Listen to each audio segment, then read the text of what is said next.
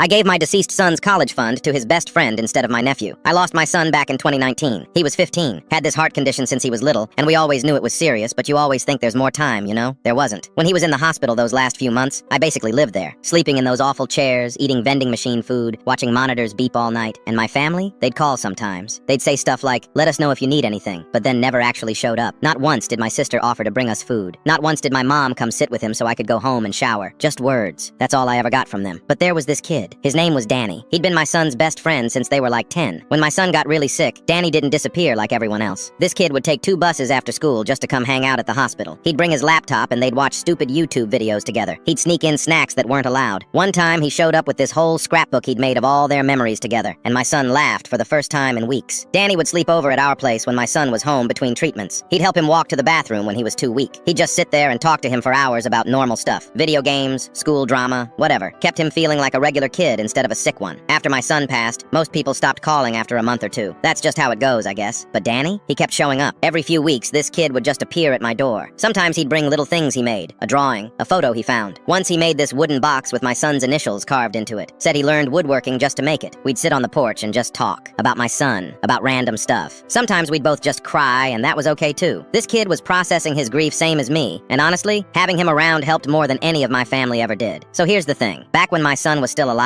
I started putting money into a college fund for him. Not a ton, but whatever I could save. It gave him something to look forward to. We'd talk about what he wanted to study, what kind of dorm room he wanted, stupid stuff like that. It kept him hopeful. After he died, I just left the money sitting there. Didn't know what to do with it. Last week I was at my mom's house for dinner. My sister was there with her husband and my nephew, who's like 17 now. And out of nowhere, my sister goes, "So what are you gonna do with that college fund money?" I didn't really want to talk about it, but she kept pushing, so I told her the truth. I said I was planning to give it to Danny for his college. She just stared at me. Who? Danny, my son's best friend. Wait, that kid who used to come around? Yeah, that kid. My sister's whole face changed. You're giving family money to some random kid? I told her Danny wasn't random. He was the closest person to my son besides me. Then my mom jumped in. "Honey, think about this. Your nephew is right here. He's family. He needs help with college too." My sister nodded all fast. "Exactly. I can't afford his tuition on my own. And you're just gonna hand it over to someone who isn't even related to us?" I looked at my nephew. He was just sitting there looking uncomfortable, not even asking for anything. This wasn't even his idea. I told my sister that my nephew barely knew my son. They saw each other maybe twice a year at holidays. They never hung out. They weren't close. "That doesn't matter," my sister said. "Blood is blood." "Blood didn't show up at the hospital," I said. "Blood didn't help me with anything when I was falling apart." The table got real quiet. My mom tried to smooth it over. "We all have regrets about that time, but this is different. This is about the future." I told them my decision was already made. The money was going to Danny because he earned it. He was there when nobody else was. My sister started getting loud. "You're seriously choosing some stranger over your own family?" "He's not a stranger to me." She pushed her chair back. "This is insane. Mom, tell him he's being ridiculous." My mom just sighed and said I was making a mistake I'd regret. I got up and left.